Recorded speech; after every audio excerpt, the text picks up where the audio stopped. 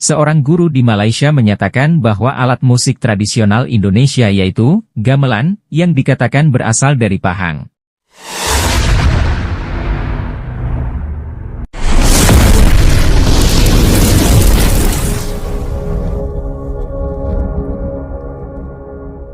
Melayu di sekitar Jambi, kemudiannya terangkum dalam Kerajaan Sriwijaya yang berpusat di Palembang.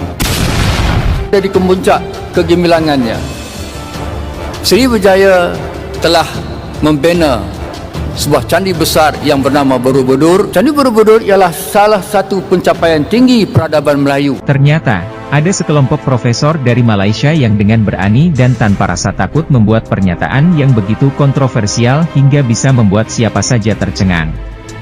Bayangkan saja, mereka mengatakan bahwa mereka lebih ahli dalam sejarah Indonesia daripada sejarah negara mereka sendiri.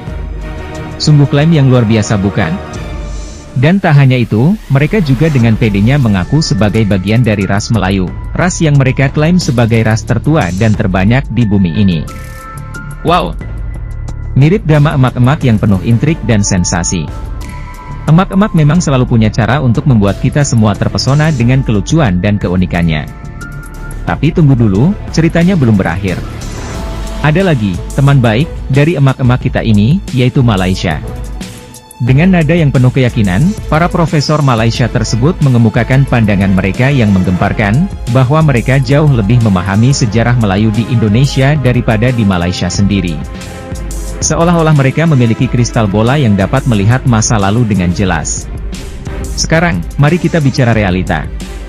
Benarkah di Indonesia ini mayoritas penduduknya adalah Melayu? Indonesia, yang kita tahu, adalah negara dengan keberagaman suku dan budaya yang luar biasa. Di sini, kita tidak pernah bermain-main dengan klaim semacam, kami lebih banyak daripada kalian, atau kami lebih unik daripada kalian. Namun, dengan datangnya pernyataan dari profesor-profesor Malaysia ini, semuanya menjadi pertanyaan besar. Bagaimana mungkin hal sebesar ini bisa disiarkan di kanal YouTube? Siapakah yang berani cukup untuk menantang fakta dan sejarah? Kemudian ada lagi, tentang Candi Borobudur yang megah di Jawa Tengah dan situs Gunung Padang di Cianjur, Jawa Barat. Dengan percaya diri, mereka menyatakan bahwa kedua situs bersejarah ini dibuat oleh nenek moyang mereka, orang Melayu. Seolah-olah mereka memiliki bukti otentik dari ribuan tahun yang lalu yang mendukung klaim mereka.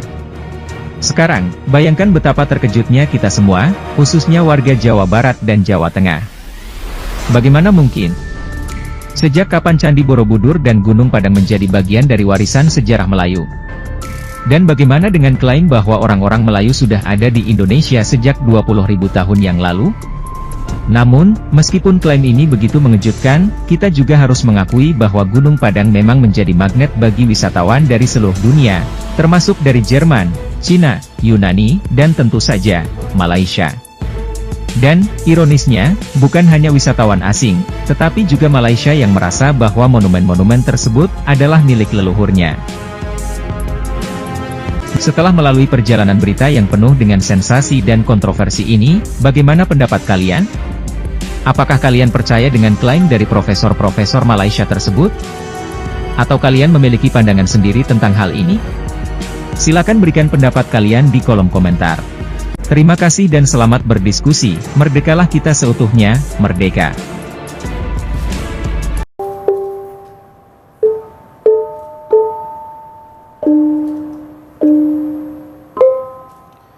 Selamat pagi, siang, malam.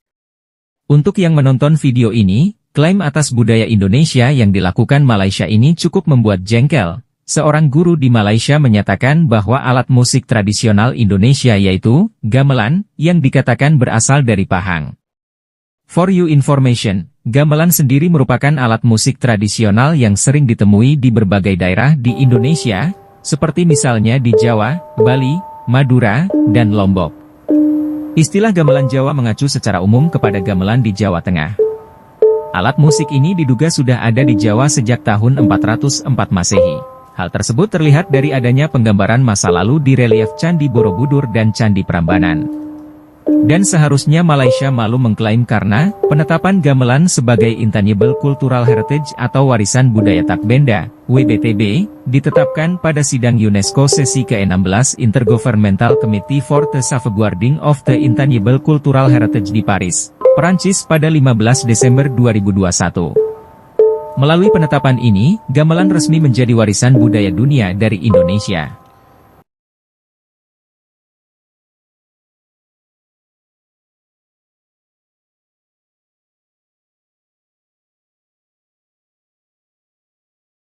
Hai Publiker, lagi-lagi negara tetangga kita ini yang belum merdeka miskin budaya dan tidak memiliki jati diri melakukan klaim atas produk seni dan budaya Indonesia.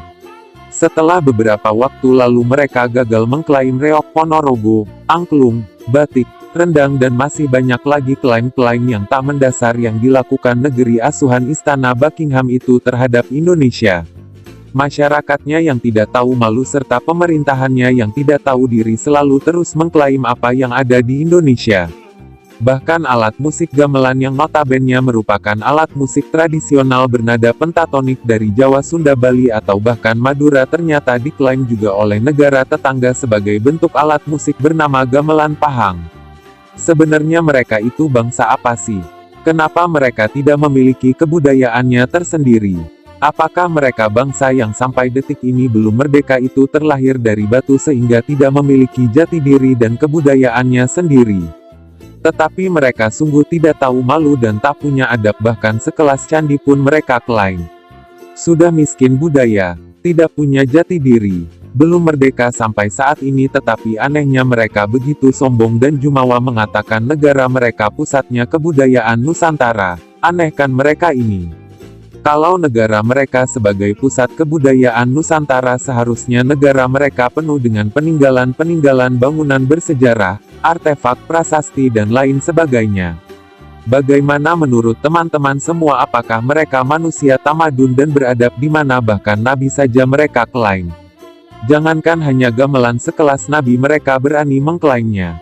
Semoga kita dijauhkan dari orang-orang yang melampaui batas seperti bangsa yang satu itu. Kalau menurut teman-teman semua bagaimana?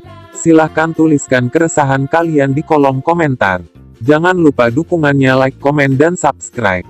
Sekali lagi terima kasih sudah menonton video ini. Jangan lupa tonton juga video-video berikutnya.